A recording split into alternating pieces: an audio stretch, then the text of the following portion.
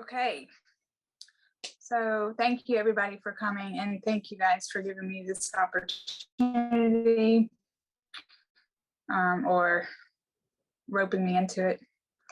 I'm sure I'll be glad when it's over that I did it, but I do appreciate it. So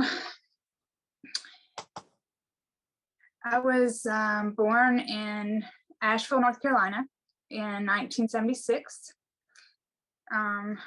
I was a really sweet kid that loved animals, and I loved church, not my cat church, but going to church, camping, running around the woods in my neighborhood. I loved to sing, play piano. I played the cello for a little while and the clarinet. And I was the kid who saved birds, and I cried when my brother cussed, and I was just really sensitive, very, very sensitive kid. My mom said that when I would get upset about something, I would hide in a corner and hold my breath, and she would have to beg me to tell her what was wrong with me. So I had a pretty good childhood. I had a very happy childhood. I was loved. I had a brother that was 12 years older than me, and a sister that was 9 years old when I was born. And for the most part, just happy-go-lucky kid. We were very active in the church. We drove 30 minutes to get to the only Church of Christ in the area. And we were there every time the doors were open. When I was in 7th grade, I started the junior high school. And my mom did not want me to wear the gym shorts that they issued for gym class. And so she had a special pair made for me before school started. And this was like basically a t-shirt material, and they went down past my knees. And so I don't know, at some point I decided that I was drawing more attention to myself wearing the gym shorts than I would if I just wore the ones that everybody else wore. So I had 7th period gym class, and we were running outside, and apparently, unbeknownst to me, I ran past my mom's van while she was in the pickup line. So when I got in the car, she was pissed. And next thing I know, they've pulled me out of school, and they're homeschooling me. And that lasted for a couple of, I think it was 9 weeks were the periods that we had. So by the end of the year, I had been homeschooled for like maybe, I don't know, a couple months, 3 months maybe. Anyway, so this led to us moving to Athens, Alabama, so that I could go to a Bible school that was affiliated with, but not funded by, Church of Christ. And I went from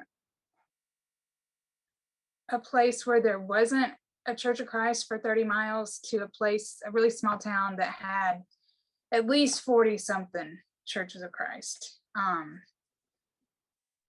And I had chapel every day. We had Bible class. And had to wear a dress to school.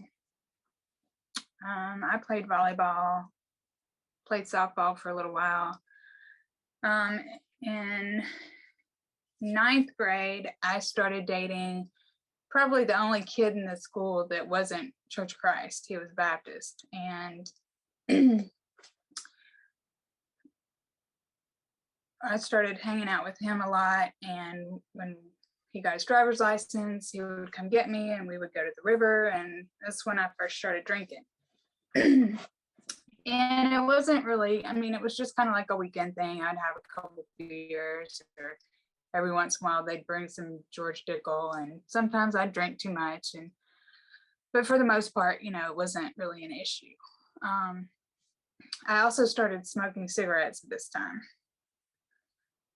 but no drugs, except when I had my wisdom teeth out. And then my boyfriend's father swapped me his pills for whatever the doctor gave me for my prescription. And I basically was knocked out for like 3 days. And and I just remember, like, I would just wake up and take another pill and go back to sleep, wake up, take another pill, go back to sleep. And that's really all I remember for those 2 or 3 days. And I was staying, somehow I talked my mother into letting me stay at his house. And so, when the pills were gone and it was time to get up and get back to life, I got really, really sick and I started throwing up. And my father-in-law came in the bathroom. He was like, "Are you okay?" And I was like, "I don't know why I'm throwing up." But he was like, "Oh, it's probably just coming off the medicine." And I was like, "Well, that's bullshit." So it was really awful. And that was really and then I was fine. And I never thought about the pills again. But apparently that was my first experience with withdrawing from something, and it sucked. But it didn't last that long. So anyway, so we continued to date. And let's see. And when we moved to Alabama, my parents started sleeping in separate beds, and my sister and I had a couple discussions about how weird it was, and we tried to figure out if something was up, and I don't know. We just had a lot of dead end conversations about it. But my senior year, I had a dentist appointment first thing in the morning, and my mom took me to McDonald's after my dentist appointment, and we went inside and ate. And she tells me that when I was really little, that my dad had cheated on her with somebody that neither of them knew, whatever that meant. I'm thinking that meant like prostitute or something. I don't know. That's still unclear, and it really doesn't matter, but it's just weird. So then she drops me off at school, and I'm just like, even though I guess it had crossed my mind before that they were having problems, there was no yelling. There were no obvious signs that, that's what was going on. And she basically told me that as soon as I graduated and left the house, they were going to get divorced. So then she drops me off at school, and I'm just devastated. And I don't really know what to do with that information. And I couldn't really sit in class without crying. And so I asked my teacher if I could just go sit outside for a little bit, and she let me. And then apparently she let my boyfriend come talk to me and whatever. Anyway, so that was, it was really traumatic. And then I just kind of, I don't know, I just kind of dealt with it, and things continued to go as they had been. I spent a lot of time at my boyfriend's house, and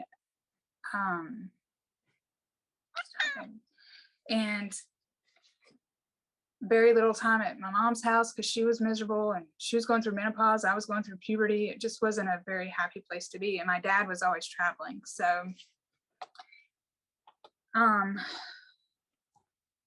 let's see. I got poison ivy sometime that year. And while I was out of school, when I came back, I found out that while I was out of school that my boyfriend had checked out with his ex-girlfriend, and I found out they cheated on each other. And so we broke up, but we stayed friends, and we walked together at graduation and stuff. And after graduation, I started that summer semester at the University of North Alabama in Florence, got an apartment with 2 girls that I graduated with. And And so moved there, and a couple months later I got back together with my boyfriend. I finished that year at UNA and got engaged.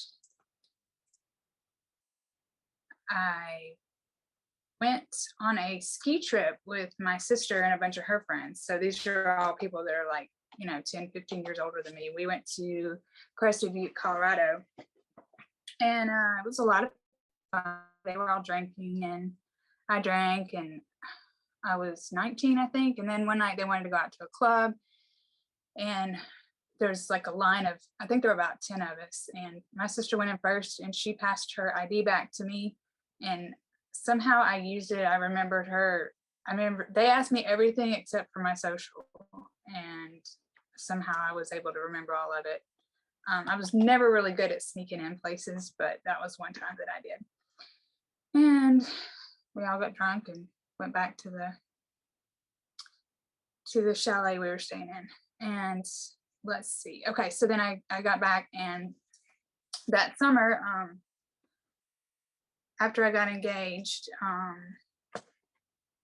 when my fiance he had come over to tell my dad that we were getting married, or ask him or whatever. I don't know. We were already engaged, so I guess there was really no asking. But anyway, so they had that conversation, and then my fiance left, and then my dad starts his stuff, like a bag to, and he's asking my mom if he can take sports.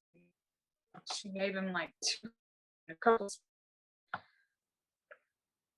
He gets in his truck and drives away, and I didn't have a phone number for him. I didn't know where he was going. I didn't know.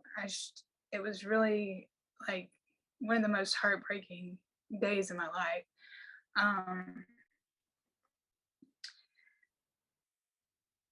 Eventually, he got in touch with me, and it wasn't that long of a period of time, but I don't know. I think maybe he didn't know what he was doing, really. I don't know. And this was pre-cell phone. So anyway, so I got married that August, and my dad came to the wedding. My mom came to the wedding. It was kind of weird, but it wasn't that bad. I just tried to pull off the cheapest wedding I could. But it was fine. And I remember not wanting him to drink. And I know he did, but I was still kind of like, pretty square, I guess. I just, yeah, I was afraid that he was going to be wasted because he drank more than I did. Let's see. So I stayed married for about 4 years. We moved to Coleman, Alabama, which was about 45 minutes away, for his job. I got my first dog, Bailey, and he was my baby. My husband worked third shift, and Bailey became my little sidekick. And he was a Dalmatian that was liver spotted. Anyway, he was my baby. So I was, at this time, I was going to a community college, and I was working. I worked at an insurance place. At this point, I still haven't done any drugs. I'm still drinking occasionally. And we finally moved from Coleman to with his parents. They had an RV, so we were saving money for a house, so we lived in the RV in their yard, and that was kind of a weird time. And I got a really good job at a plant called Steelcase, and I worked in the HR department. And I really enjoyed that. And while I was there, they were going to pay for my school. So I started taking some science. I was going to take science classes at the University of Alabama at Huntsville. And I realized I just couldn't do it with my job because I couldn't get there on time. I could never get out of the office on time, and it just wasn't going to work. So I decided to leave that job and start going to UAB, which is in Birmingham, where I live now. So I was commuting back and forth for about a year. And my husband and I are growing apart. I've realized I don't want to have kids with this person. I don't trust him. And I don't know, some shitty stuff happened on both of our parts. But I ended up moving out. I guess we've been married for almost 5 years. So right after I moved back home with my mom. It was just her in the house. And at this point, we had Dalmatians, a black lab.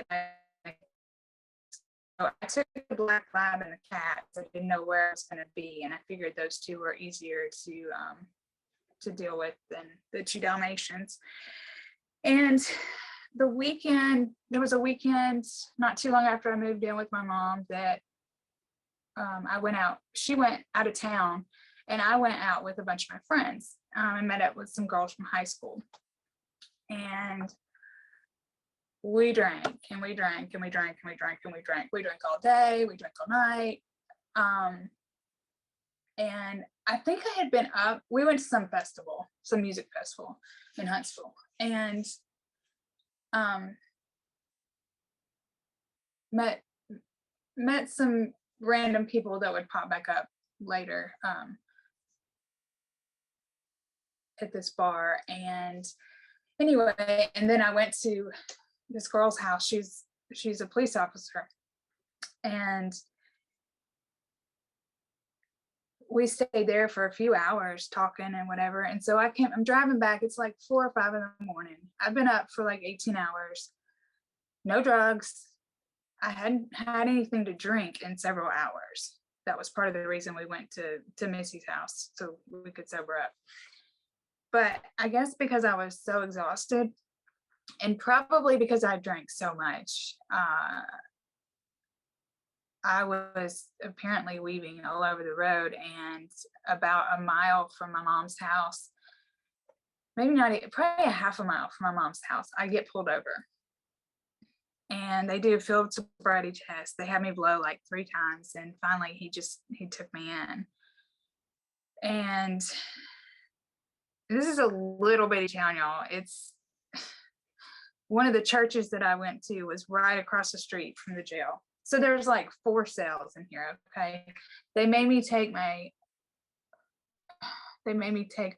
bra off. I had to spend the night there. They didn't take my shoelaces, which I thought was really odd. There was somebody singing in a cell next to me, but I was so tired that I just passed the fuck out. Thank goodness. And it seemed like it took them forever to let me out. And thank God my best friend that I had called the night before, she had gotten the message, and she and her sister were waiting for me, and so they picked me up. But I really thought I was going to have to walk to my mom's house, which was only a couple miles, but I just wasn't dressed for it, if you know what I mean. Anyway, so that happened. As it turned out, one of the people that I met that night that we had all been out was an attorney, and he was able to get my charge. Well, I don't know. He helped me out, and I got a DWI, not a DUI, and had to pay like $500. This was in like 99, 98, 99. So it was kind of back before they were like as strict as they are now about stuff. But anyway, so he got me out of that. Well, then we start going out, or hanging out. And we took a bunch of trips, and for the next year, we kind of dated, but I told him that really, I wasn't interested in a relationship. Um, but he was really good to me, and we took trips to Mexico. We took trips to LA. We did Nashville for New Year's Eve. I don't know, all kinds of good stuff. And we drank a lot. We drank all the time. And I'm still going to UAB at this point. And about a year later, I decide I'm going to move to Birmingham because it just doesn't make sense for me to be commuting. And my aunt and uncle had offered to let me live with them while I was going to school. So I moved to Birmingham. My aunt is the kindest, dearest soul that you could ever meet. She's just such a precious person. She has a daughter with cystic fibrosis who died about, I guess, a year after I moved here. And I don't know, she was just such a strong person, and so kind for her to let me live there. So I live there and I help them out, pet sit. I'm a good little house guest. And I get a job waiting tables at this place called The Mill that's in this cute little part of town. I had finished 2 training shifts, and I'm still for this attorney. Excuse me, his name is Patrick.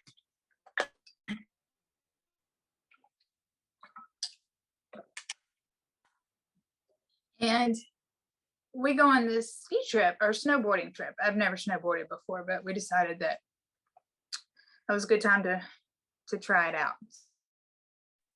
I think we're at Sugarloaf Mountain, and we snowboarded all day, or attempted to. And on our way back to the cabin that night, he was like, we were in the store, and he was like, "You want some wrist guards?" And I was like, "No," because I didn't want him to pay for anything else. And it was cool. So we go eat dinner and decide we're going to go out for a night run. Well, we're on the cabin, which is a steeper hill than I should have been on. But we were just going to snowboard down to the beginner slope. So I'm practicing my turns, and I turn a little bit too much, and I'm faced straight up the mountain. Everything's cool. But then I just kind of like leaned back a little bit too far, and I stuck both my wrists out. And long story short, I fractured both my wrists, and I end up in the emergency people come to get me, and I refused to get on the they wanted to like carry me down in the little sled thing. I was like, nah, I can get back on the lift. Oh my God, y'all, it hurts so freaking bad. Like, oh, it hurts so bad. But I somehow got on the lift, got back down to where we needed to be, got back to the cabin, drove to the hospital. They splint both my arms. They wouldn't put me in a cast until I saw my orthopedist back home. So he was like, why don't we just go home tomorrow in the morning? We'll go home. And I was like, no, you've already paid for this trip. It's fine. I'll just sleep on the couch, take my pills. No big deal. So that's what I did. Except I kept forgetting that my wrists were broken, and I'd go get some milk and go pick up the gallon jug of milk and think I was going to die. So anyway, we go home a couple days later, and I get casts on both my wrists, both my arms up to my elbows. So mind you, I had just finished my training. I think I had worked 1 shift by myself at the restaurant. And so now I am made to hostess because I can't wait tables. And I did pretty good. And by the way, the pain pills weren't an issue. I took them when I needed them, and I never got any more. So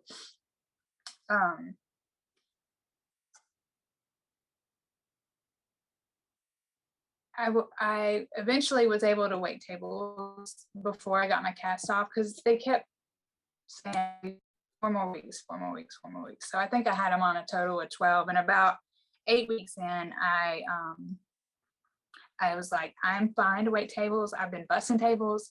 I changed a flat tire with both these casts on. I'm good to go. We're good. So I started waiting tables, and at some point the bartender was like, you have busted your ass with your broken arms, so I want you to come bartend for me. So that's how I got into bartending. And let's see, I bartended at 3 or 4 different restaurants, bars. I did Adderall for the first time somewhere in here.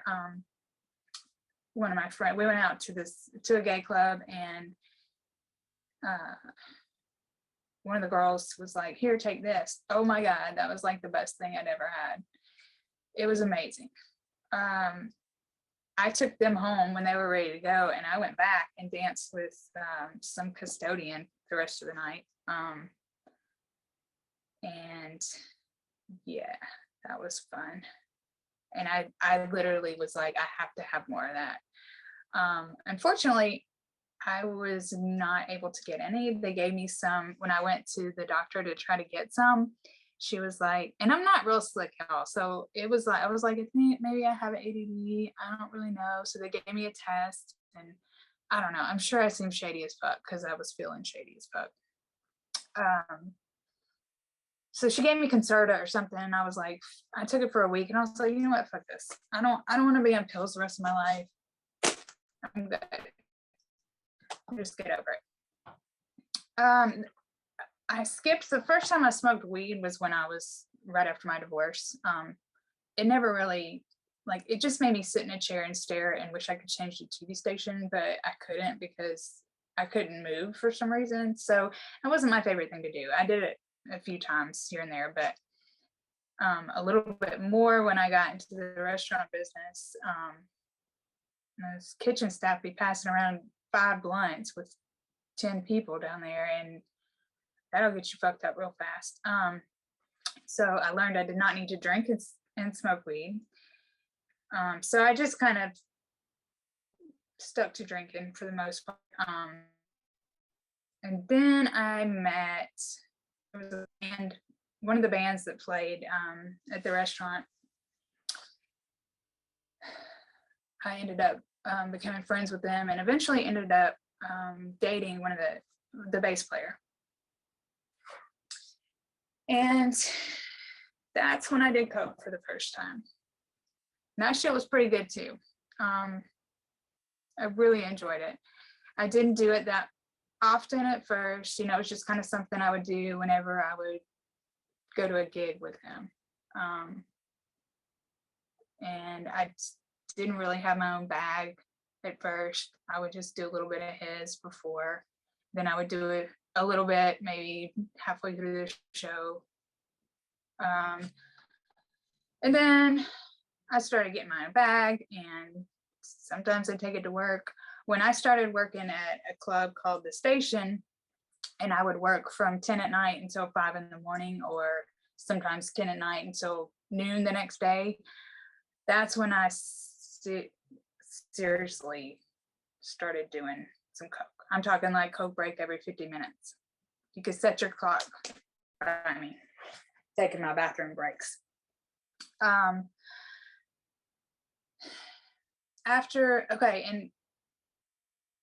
this guy had, a month after we started dating, told me that he was going to have a child born in a couple months. So I was like, okay, cool, whatever. So there were 2 kids involved in this relationship that we had half the time. And they were amazing children, beautiful, well-behaved, just absolutely precious. And I love them dearly. So when it came time for me to leave Frank, because I got tired of, I don't know, I just felt like he wasn't contributing as much. And I felt like I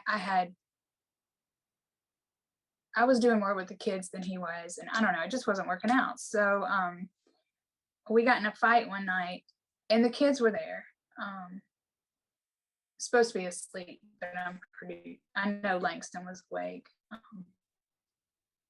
We got into a really bad fight and he grabbed me by the shoulders and shook the fuck out of me. Like to the point that I had a severe headache for the next 24 hours. And I just crumbled. I just wanted, I was terrified. I'd been with him for 3 years and I had never seen anything like that. Like we might have raised our voices some, but there was never any physical violence. And I like slinked to the floor, crawled into the closet and curled up in a ball and cried until he went away. And he did go away, and I'm thankful for that. The next day I experienced what had to be whiplash. And I couldn't get out of bed and I was still a little scared. He was there and he gave me a methadone, which I didn't even know what that was for real, but he was just like, here, take this, it'll help. And I was like, okay, because I was just broken and I just didn't know what the fuck.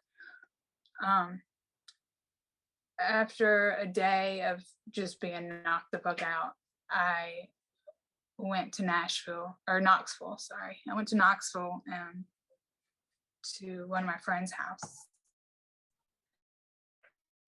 She took care of me and loved me and made me take a bubble bath and listened to me and cried with me. And when I went back, I decided I was going to not stay there. And so I didn't stay there for a couple weeks. I just stayed with friends. Some of the friends were in the building. And it was the weirdest thing because my car kept disappearing. I went out to eat with somebody, and when we got out from the restaurant, my car wasn't where I parked it. And I was like, how fucked up am I right now? Like, I know I parked the car right here. And so that happened, and it was down the road. Like, he just kept moving my car, which is kind of funny now, but it wasn't funny when I would wake up for work and had parked in the parking garage and my car was fucking gone.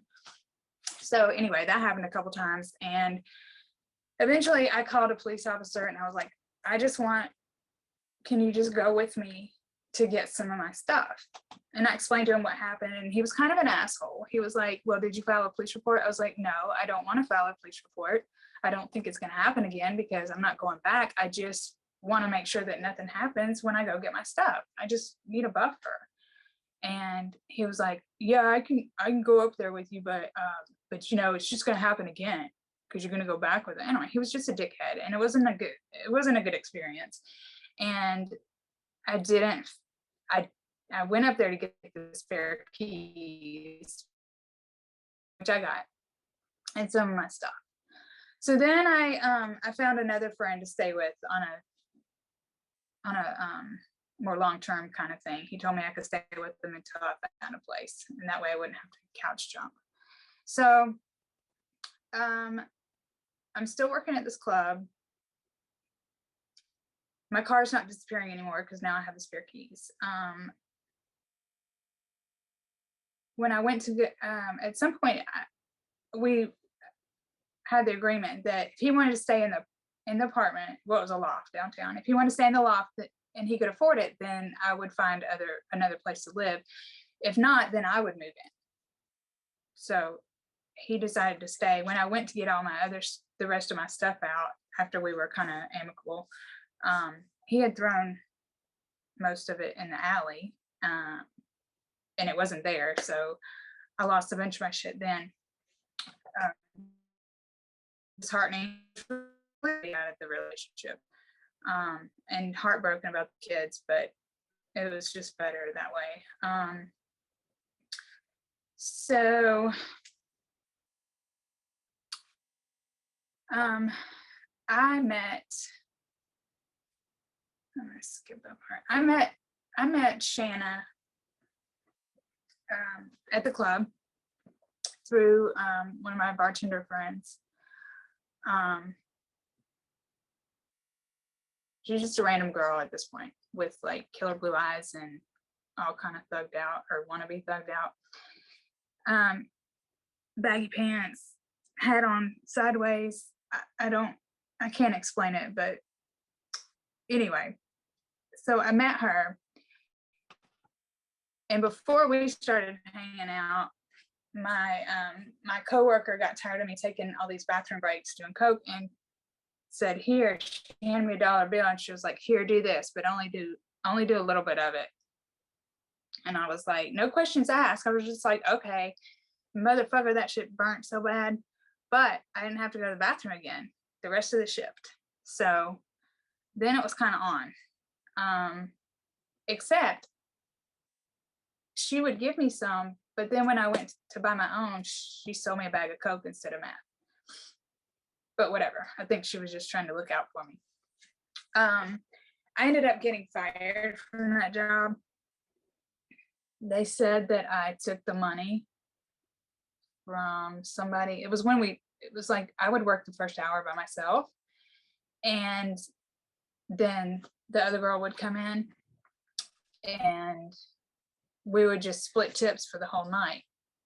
And I think what happened was I probably kept the tip from the drink because I never took money that belonged in the register. But the night before, I had worked and taken some ecstasy and then accidentally took another one. And I had never taken two. And I definitely had never worked on it. And I don't know how many days I had been up already, but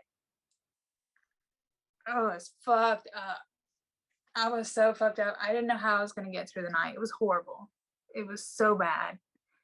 And I remember making shots and like not knowing what the fuck I was putting in them. And they were for the owner and his friends. Oh my God. It was just so bad. It was so bad. And I'd probably been up like a week or 3 days or whatever, bunch of days. So the next night when this happens, somebody sees me put money in my bra. When the other bartender gets there, they pull me back in the office and say, "You're pretty fucked up, aren't you?" And I say, "Not as fucked up as I was last night." Yeah, that was not good. So they were like, "Well, you need to go home." And I was like, "What did I do?" And they said, Adam saw you put money in your bra after you got paid for a drink." And I was like, "I don't have any money in my bra." And I reach in, I have money in my bra. And I'm like, I was so devastated. At this point, I've been hanging out with Shanna and she has come over to my house and never left. So she's living with me. I lock myself in the bathroom, cry my eyeballs out. She finally drags me out.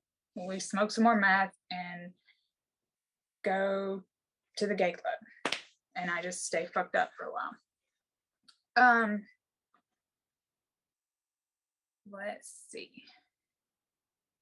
All right, I'm gonna save some of this for another time. I'm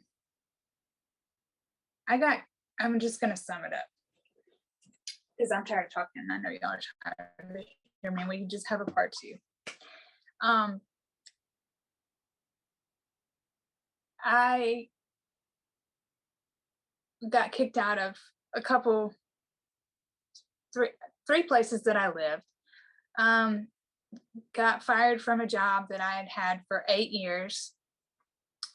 This was when I was doing hair. And by the time I got fired from that job, that was at Ulta. I don't even know how I kept that job for 8 years. I came in high to work every fucking day. I was late almost every fucking day. But when I got there, I worked my ass off because I was high and I cleaned like a motherfucker. I did everything they asked me to once I got there. For 2 of those years, I rode a bus. I walked a mile to the bus stop, got on a bus, took a 50-minute bus ride, and then walked another half mile to work. And I did that off and on for about 2 years. Sometimes I would take a cab if it was an emergency, and I did have friends that would occasionally come pick me up. But after that, I kind of I felt pretty broken, and I had already realized that I couldn't live without waking up and smoking a bowl every day. And I don't even know how much I was drinking. It wasn't affecting me, and I just drank.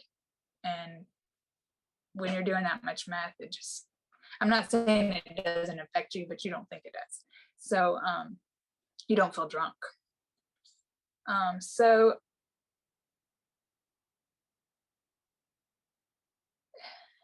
and when I'm gonna back up just a little bit because this is a pretty dopey story. When I first moved into my apartment that I live in now, it got raided. Like this apartment and the apartment above me got raided by the police while I was at work. I had just fucking left, and my drug dealer had spent the night with me and taken me to work. So they had an apartment at the time with like just a little bag with some paraphernalia, some meth, a weed pipe. It was probably less than a half gram. They left pictures. First of all, my cat had just had kittens. So Church, that y'all know, Church had just had kittens. I think they were a week old. Church was too, by the way, but obviously not. They were. I was just thankful that the cops didn't disturb the kittens. They left them where they were, but they tore everything else up. And they left pictures of several people in my circle on my coffee table. And so that was interesting. I felt really violated, and really terrified that it was going to come back on me, but nothing ever happened. So I don't know, was home. I never came back. I just tried to keep my head down for a while and not have anybody over, stuff like that.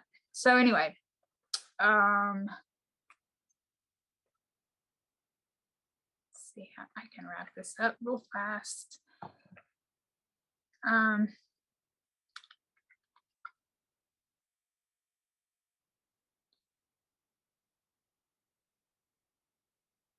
It's funny, you think you're not going to have enough material, and then so much stuff. So after I got fired from Ulta, one of the guys that I had worked with at Ulta previously came and offered me a job, and I found myself working at a Smart Style in Walmart, and it was probably the worst job I've ever had. These people would come in and they'd come into the salon and ask me if there was a hairstylist there. And I'd be like, yeah, that's me. And they'd be like, and turn around and walk out. Maybe not. I mean, maybe it was because I was high, but I think it was just because they didn't think I did their kind of hair. So it was just not a fun job because it wasn't really in my wheelhouse, and the location was it was no bueno. Fortunately, that place closed down after about 3 months, and a couple months later, the same guy asked me to come work for him at my current job, which is Supercuts. And they put up with my ass for a couple years, coming in late, calling in sick because I had poison ivy because I'd been out digging in my backyard, pulling up kudzu and poison ivy, and I'm allergic to it. Just stupid shit. And one day I decided, well, I went to work not went to work, but I was doing haircuts on the side for a sober living house while I was still high and drinking. But I was, I would keep it kind of in check when I would go there. But anyway, I made some connections there. Got a couple phone numbers. Didn't really think about using them because I don't know, they were all guys and I didn't want to go there. But one of the guys reached out to me, and I had just decided to try to stop doing meth. So I'm just drinking now. And he caught me, like, we had a pretty long conversation right about that time. And he was very encouraging, and didn't say, he wasn't preachy, but just, I don't know, he was just kind of there for me and said the right things and gave me some hope. And so I go 3 weeks without doing meth, but my drinking is like off the chain. I'm having tequila for breakfast. I'm doing tequila shots in between clients.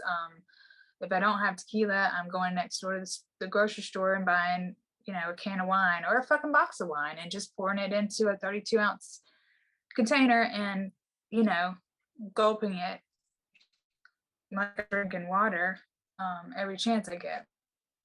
And so all that comes to a head, and I'm like losing my mind. I'm by myself at home going nuts, like having fits of anger, crying, ridiculous. And I get so miserable one night that I call my friend from the sober living house and I'm like, I need help. And he was like,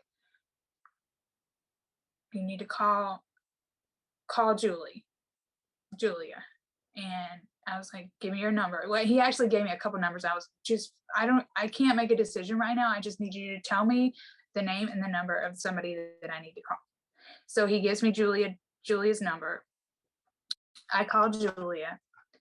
She gives me some suggestions, gets me to meetings, and becomes my sponsor. And I made it about 9 months. I had an amazing manager that was just 100% supportive and loving and understood what I was going through and was proud of me. And I took a week off work to kind of get my shit together. I went to my mom's with my sister, and my sister pumps me full of every supplement and vitamin you could possibly imagine, and feeds me all this healthy food and smoothies and cold pressed juice, and just loved me through it. And I went back to work, and like I said, I was so supported and loved at work, and I felt like I was in a safe place where I could, if I was feeling anxious or struggling or whatever, I had somebody right there that I worked with that I could reach out to, and I knew that I wouldn't get any judgment. And that made such a big difference. So I make it 9 months, and I decide that I can, have a glass of wine here and there. And I had dropped off my meetings and given up on my 4-step and given up on my sponsor. And I don't know, I just felt like, I didn't need all that anymore. I was good. I could just be normal. 2 months later, after relapsing on alcohol and then meth again, I am scrolling through podcasts, searching for relapse and meth, and I found Dopey Podcast, and I started I started listening to, I just scrolled through them, and I would, whatever jumped out at me, I would listen to. And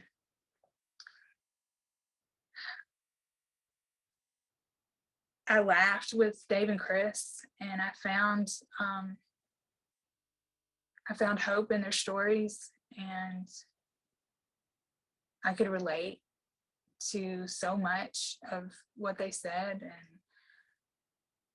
it gave me the hope that I could overcome again.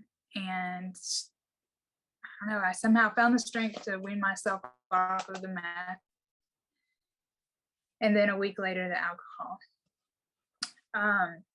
My drug dealer put me in touch with her ex-girlfriend, who's been sober for 19 years and is now my sponsor. She got me to meetings, and she's working the steps with me, and I'm currently stuck up on the 4th step, but I'm still working on it. I haven't given up. I found DepiZoom shortly after getting sober this time, and I found the connection that I had been avoiding but needing so badly. And today I have 7 months. I've gotten to meet 2 dopes in the wild. Shout out Jeff May and Liz Ann. And that's just reinforced this amazing connection that we all have. And I am so grateful for each and every one of you, and for the podcast, and for these Zoom meetings. I love you all, and thanks for sticking with me through it.